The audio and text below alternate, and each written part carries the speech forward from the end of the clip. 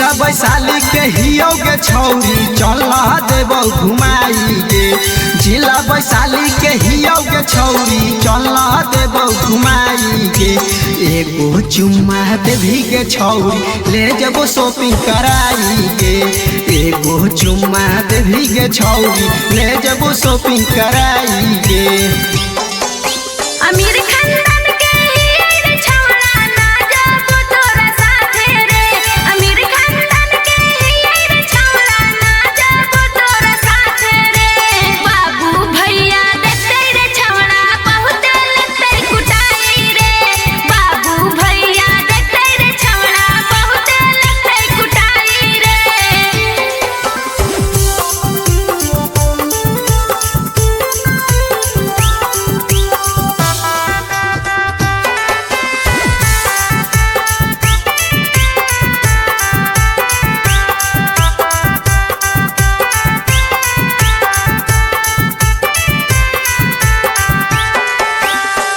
UP Bihar के छौरी हियै रंगदार गे।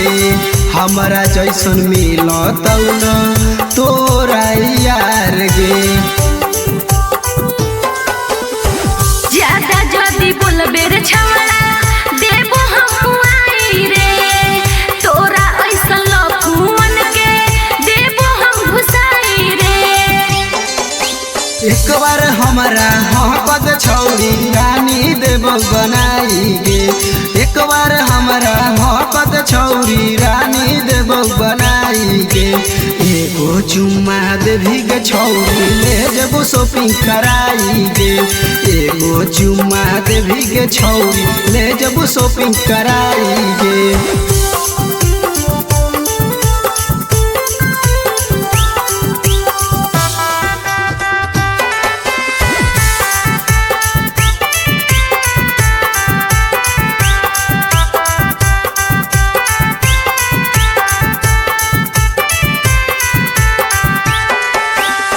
रवि रंगदार ऐसन मिलतौ न यार गे। डिबियो जरा के खोजले मिलतौ न प्यार गे। तोहरे से सदिए करबो सुन रंगदार रे। तोहरे नाम के सिनुर लगाइबो आइबो तोर दुआर रे।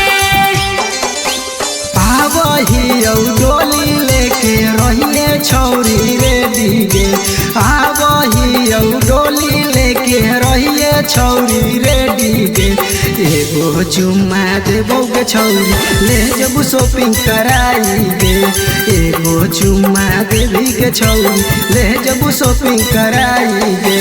DJ Kanchan Raj recording studio नीम चौक चसीमा वैशाली।